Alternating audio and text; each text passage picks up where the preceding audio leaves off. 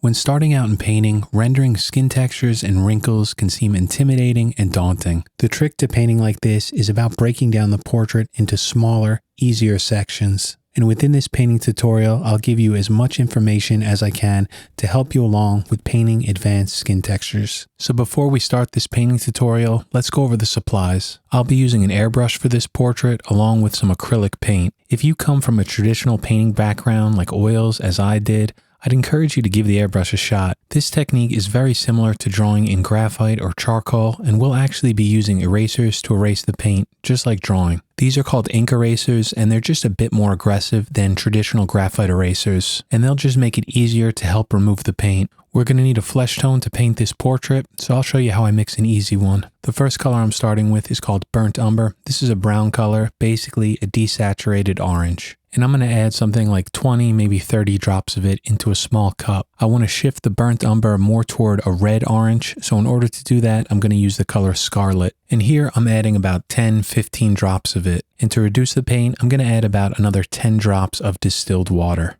It's important to not think of color mixing like a recipe. Colors rarely mix to the exact same color every single time, and many factors can contribute to this. So an easier way to mix colors is to trust your eyes rather than formulas. All I want here is a color that looks like this, basically a desaturated reddish orange. There's a ton of ways to mix this exact same color, but for me, the easiest way to do it was using burnt umber and scarlet. The next color that I'm going to add to this is the color sepia. I'm going to add a fair amount of this, around 15, 20 drops, and this is going to really help desaturate that initial mixture. Once that sepia is mixed in, we get a color that looks like this. This final color is going to be a very deep desaturated brown that has just a bit of an orange-red hue to it. At this point, this color probably looks way too dark for this portrait, but it's important to understand that this is a transparent color. And since I'm using an airbrush to paint this, I can control my values by how much paint I spray. All of these flesh tones and textures were painted with that one color mixture. There were a few instances where I had to shift the color temperature to a warmer or cooler tone, but everything was always started and painted with that initial color mixture. I set up a very smooth canvas that I prepared myself, and like always, I started with a graphite pencil to draw in the initial lines using a grid to help me out. Because there's going to be so much detail in this final painting, like all the wrinkles and skin textures, this initial drawing took me about 2 hours or so. So after I completed the drawing and mounted it to the wall, what I'm doing here is using a kneaded eraser going around to remove all my initial grid lines. And after the grid's removed, I can go back in with my pencil and just clean up any lines that I lost while erasing. The first thing I want to do is start by painting in the left eye, and to do this, I'm just going to start with that flesh tone. I'm using a shield that I made myself, but any airbrush shield will work just fine. And what I'm doing with this shield is I'm trying to line it up with my initial drawing. When I spray on this, it's going to give me a very sharp line. Using a shield is very important with an airbrush because an airbrush naturally gives you a soft line just because it atomizes and sprays paint. Now, it doesn't matter what type of shield you're using. No shield is ever going to fit your line drawing perfectly. So you'll see me here just moving the shield around and then spraying on the part that fits the curve. I have a bunch of different shields, so I'm always reaching for different ones to help me out. My goal here is just to get a thin paint across the eye. I'm mainly focusing on the sclera, which are the white parts of the eye, but I'm not really concerned if some of it gets into the iris or the pupil. Now, since this color is transparent, I have to be very careful not to spray too much paint.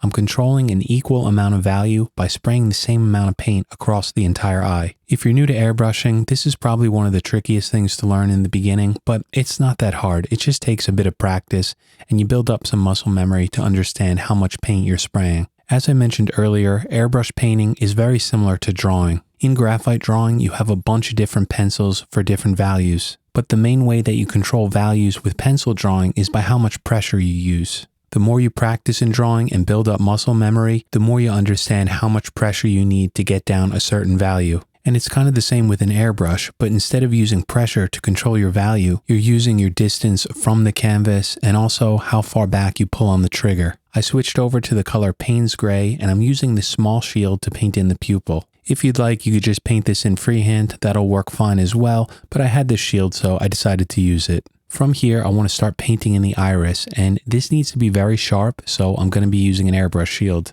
Of course, we all know that the iris is a circle, so the best tool to paint this in would be a circle template if you have one. Now, I didn't have any that would fit this circle perfectly, so what I'm doing is using a shield, and just like before, I'm just kind of moving it around and spraying piece by piece. As long as I take my time with this and just keep moving it around, I can get a pretty convincing looking circle at the end of it. I'm placing up a cropped part of my completed painting on the left side of the screen. This way you can see what we're painting towards. And like always, the photo reference that I painted this from will be posted on the members page. With this Payne's Gray in my airbrush, I'm going to spray back over the pupil to soften it up and then spray within the iris so we have some value down. Now I'm going to switch over to some erasers, and the first one I'm using here is an electric eraser. I'm using this in the upper left-hand corner of the iris to erase out that bright specular highlight. Once that's erased out, I'm switching over to an ink eraser, one that I showed in the beginning of this video, and all I'm doing is paying attention to that reference and trying to see where the highlights are. When I erase within the iris, I generally start at the pupil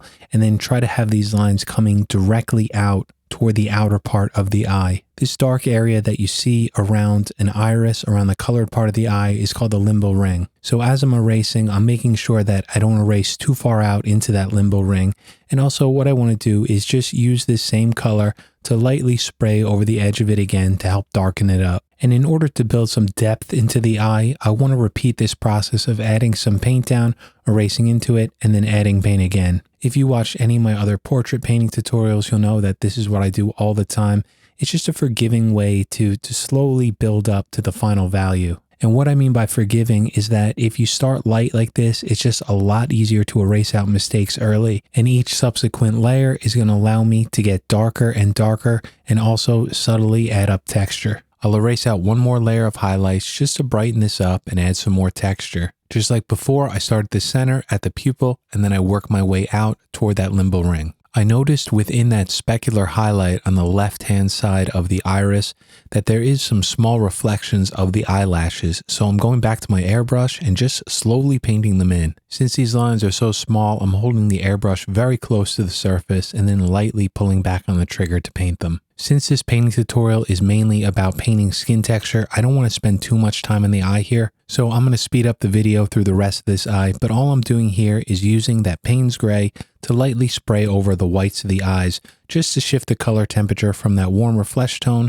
to a more neutral value. Now let's switch back over to that flesh tone and start painting in some of the skin around the eyes. Like always, I have my compressor set at around 20 psi, and I want to start on this upper eyelid where these eyelashes connect. You can see in my completed painting on the left that this is one of the darkest areas, so I want to try to get this in first, just using the flesh tone. This line is pretty soft, so I just painted it in freehand, and then I'm just going to spray some of this value around the eye itself, just in that upper eyelid, so we have some paint there, so we can work into it later with the eraser. Another dark area that I noticed is this dark cast shadow just underneath the eyebrow. So I'm using a bunch of different shields, and just like before, I'm moving them around and adjusting them, trying to get them to fit the curve. Once I have that line in, I switch to the airbrush freehand and then just lightly spray below it. This way, we're going to start building up a gradient, a smooth transition. Now I'm going to be adding a lot of texture in this painting, so to start out here on this upper eyelid, I'm using a shield and then I'm basically just spraying on the shield itself. There's two common ways to paint using a shield. One is to spray directly on the transition between the shield and the canvas itself. If you do this, you're going to get a very sharp line.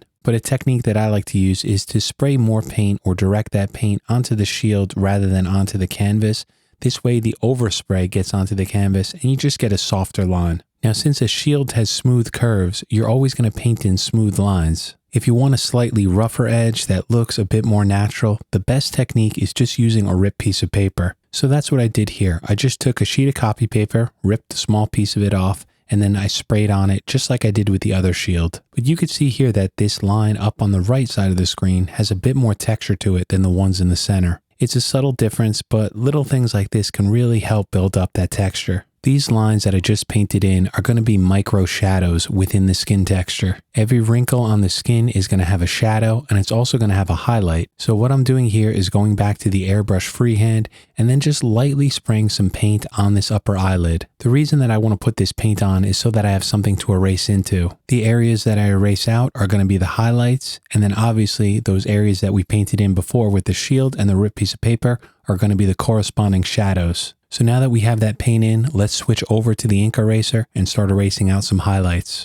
As I'm erasing these out, I'm trying to follow the curve of this upper eyelid. And while I'm erasing these out, I'm trying to erase them out in parallel curves. Going back to that drawing reference that I mentioned before, this is essentially hatching. And another similarity to drawing is that this eraser is pressure sensitive, meaning that if I want to pull out more paint, I use more pressure. If I want to pull out less paint and have a more subtle, lighter highlight, I use less. This is very difficult to do if you're not painting on a gessoed surface like canvas or paper. Whatever it is, I recommend putting at least 2 coats of gesso on it so you could soft erase. And because this is in real time, you can see how slow this process is for me. Painting is always about slowing down and taking your time, slowly building up those textures and values to get to a final painting. At this point, I don't want to lose my place and lose the position of the eyelashes that I have drawn in, so I'm going to use this small eyelash shield that I made using Photoshop and my Cricut. Using my tablet, I drew in a few curves to kind of match a generic eyelash shape, and then I sent these files over to the Cricut software and used that to cut them out on a piece of Mylar. I'm always experimenting in painting, trying to learn new things, so I tried this out and it seemed to work just fine. If you watch any of my other tutorials, you'll know that I like to use a colored pencil to draw on the eyelashes.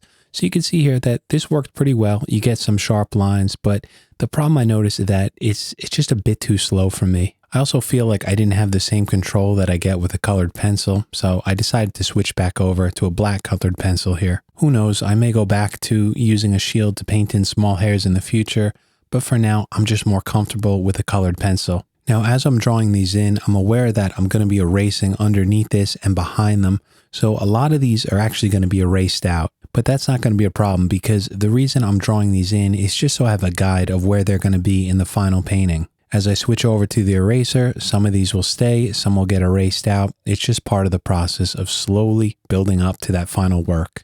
I'm going back to my airbrush freehand with that flesh tone in it, and the first area I want to darken up is that shadow underneath the eyelid. And once that's darker, I'm going to add some paint into that transition point where the eyelashes meet that upper eyelid. And now that we have a fair amount of paint down, it's a good time to switch back over to that eraser and start pulling out some highlights. The first one I'm doing here is on that upper eyelid, just below the eyelashes. As I'm doing this, I'm using a light to a moderate amount of pressure, just slowly working my way from one side of this upper eyelid to the other. And I'm also going to use my eraser here just above the eyelashes like we did before and continually build up some texture in there. And this is what I was mentioning before, that a lot of these eyelashes are going to get erased, but that's not going to be a problem for me because I can see where they start, so I could just go back to that colored pencil later and just sketch them back in quickly. A tool that I love to use to break up that smooth spray pattern of an airbrush is a homemade skin texture template. All I do with this is place it on the area that I want some texture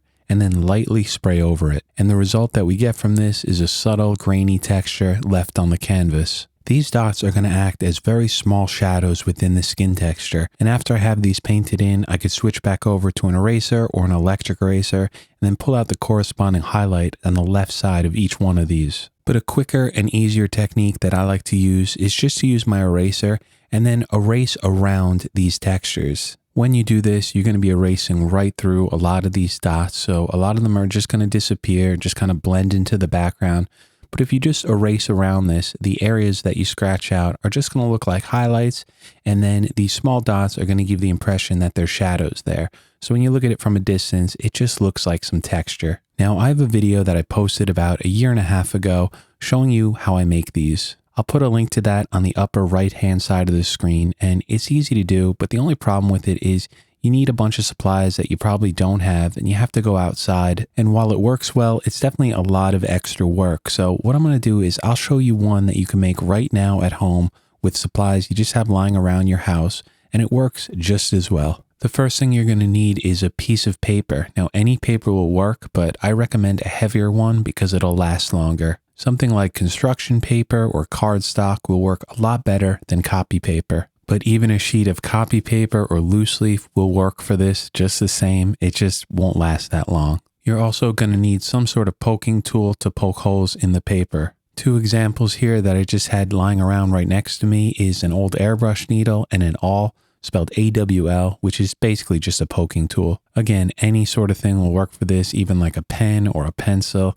anything that's going to poke holes in the paper. In this example, I'm going to use this awl and a piece of matte photo printing paper. And then all I'm going to do is carefully poke a bunch of holes in one section of the paper. I have this paper resting on a thin piece of foam core, which is basically just a piece of foam, so that when I poke through this paper, I don't damage my work table underneath. And you just want to go slow with this. You don't need too much pressure because you're only poking through paper, and just be careful not to poke yourself while you're doing this. I'm speeding through this, but in real time, this took me less than 10 minutes. And you can see here that you just get a texture that looks something like this. And once I have the majority of it done, I'll just come around and just look for any areas that I missed and just poke out a few more dots. So I added a few more, and I want to show you how this works on a part of this portrait. This area right here is very smooth. So to break up the smoothness, I'm going to use that texture template that we just made, resting it over the area and then lightly spraying some of this flesh tone right over the top of it. You don't want to spray too much because the dots will be very dark. You want to keep everything soft and subtle. And just in a few seconds, you can see we just get these subtle dots in this area,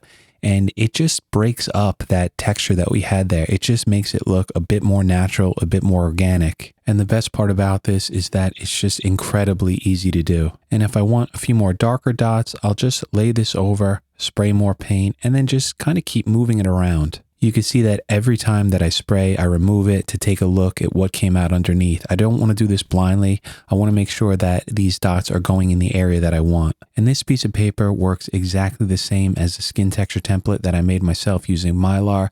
The only difference is this one isn't going to last as long because it's just a piece of paper. And then if I just go back to working normally around this, I'm just going to add some of these shadows and subtle gradients in, and then also use my eraser to pull out some more highlights.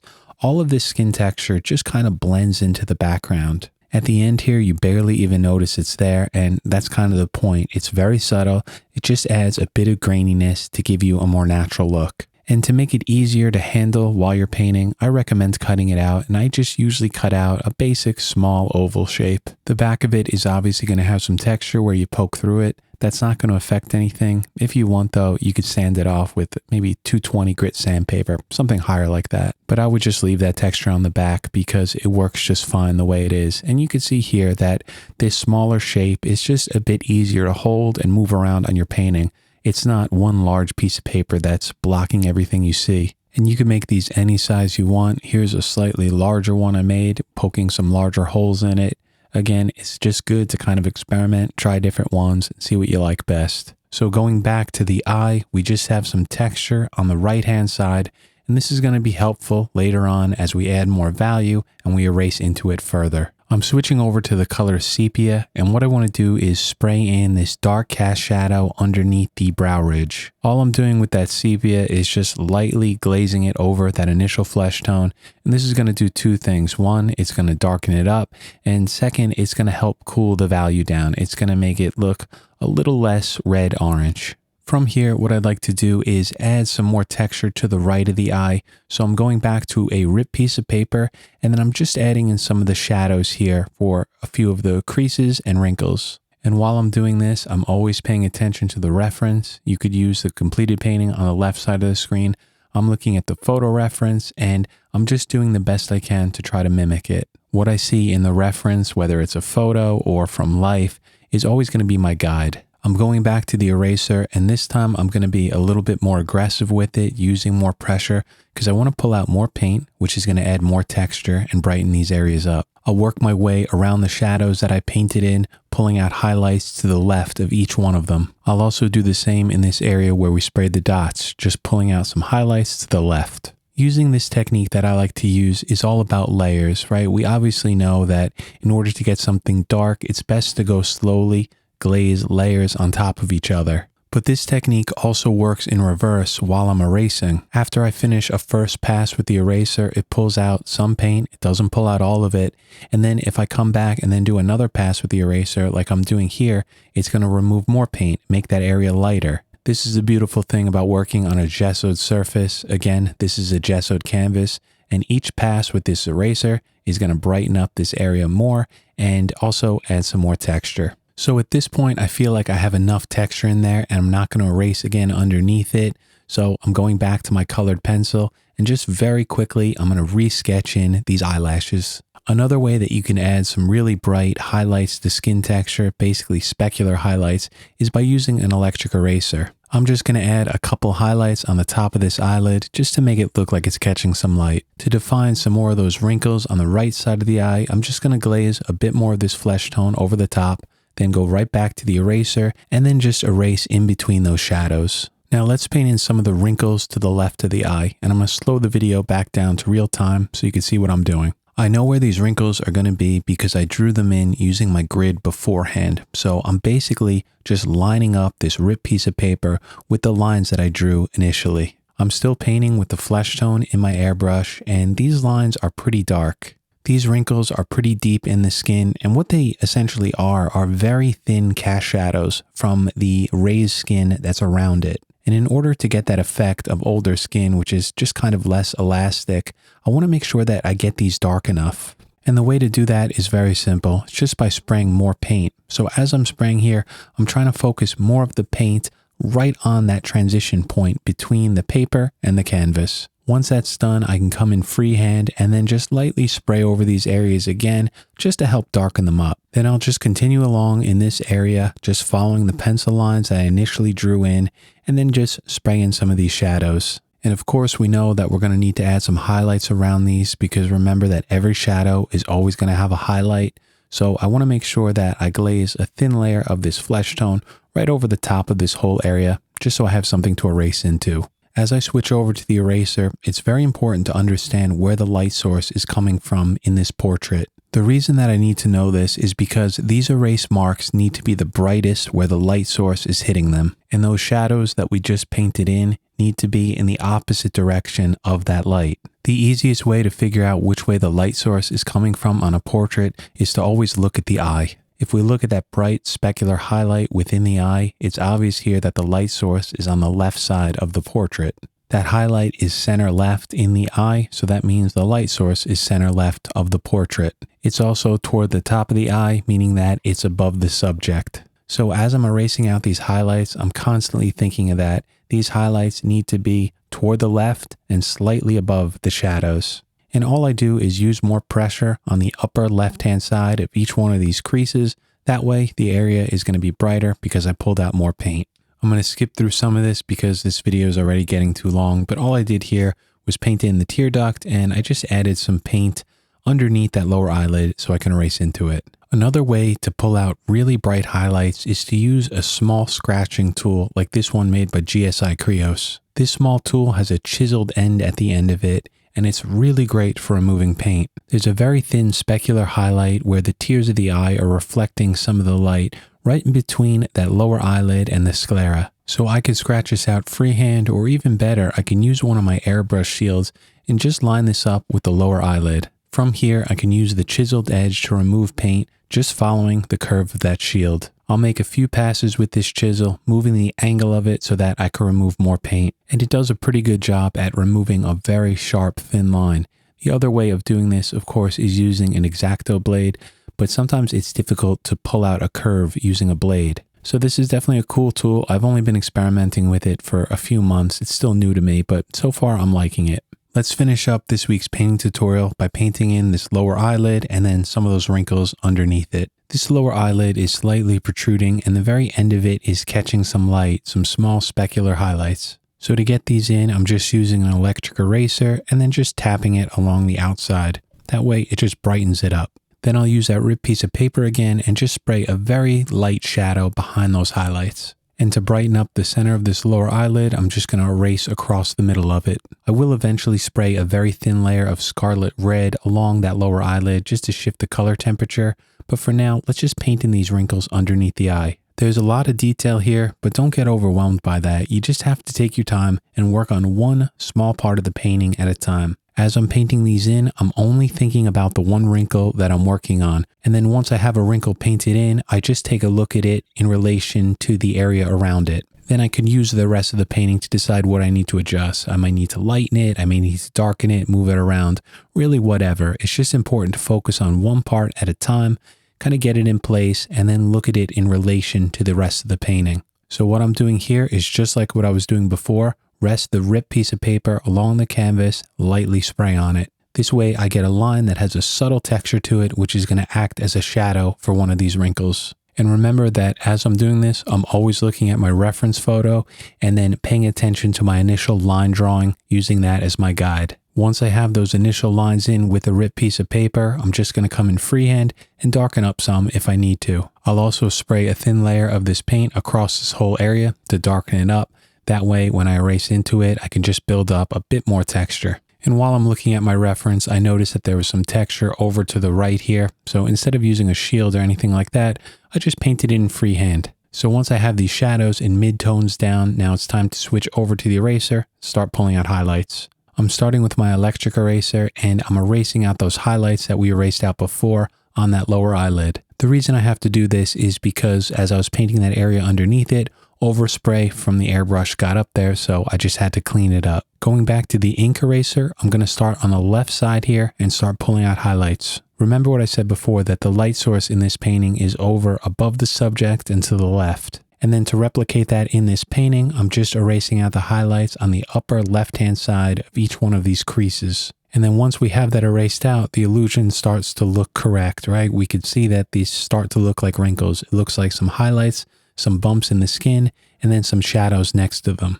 I'm going to speed through the final part of this because it's the exact same thing, starting with that ripped piece of paper, adding in the shadows first. And once those shadows are in, spray over the top of it so I have a layer of paint down. And then of course, go back to that eraser, either the electric eraser or the stick eraser, and start erasing out highlights on the upper left-hand side of each one of these creases. So I really hope that the first part of this video is helpful and you learned something. Just remember that painting advanced skin textures is not all that difficult. It's just a slow process and it takes time. We'll continue this one in next week's video, picking up right here where we left off, and I'll go into plenty more detail about how to paint this portrait. So that's the end of part 1, and I'll see you back here next week. To finish this video up, I just want to say thank you so much to the generous support of the channel members. First of all, I'd like to give a shout out and a welcome to the 2 newest members who joined this channel, Peter and William with a tier 3. Really generous of you guys. Thank you so much for joining. And of course, thank you to the current channel members, Peter, Rick, NH, Robin, Pascal, John, Adam, Jan, Christopher, Rick, M. Webb, Leon, Mackie Mark, Mere Creative, SM, Cyril, Michael, Carl, Dwayne, Pete, Ken, Robert, M. Shibley, and of course Boyle. All of your support really means the world to me, and I can't thank you guys enough. I'll see you all back here next Friday.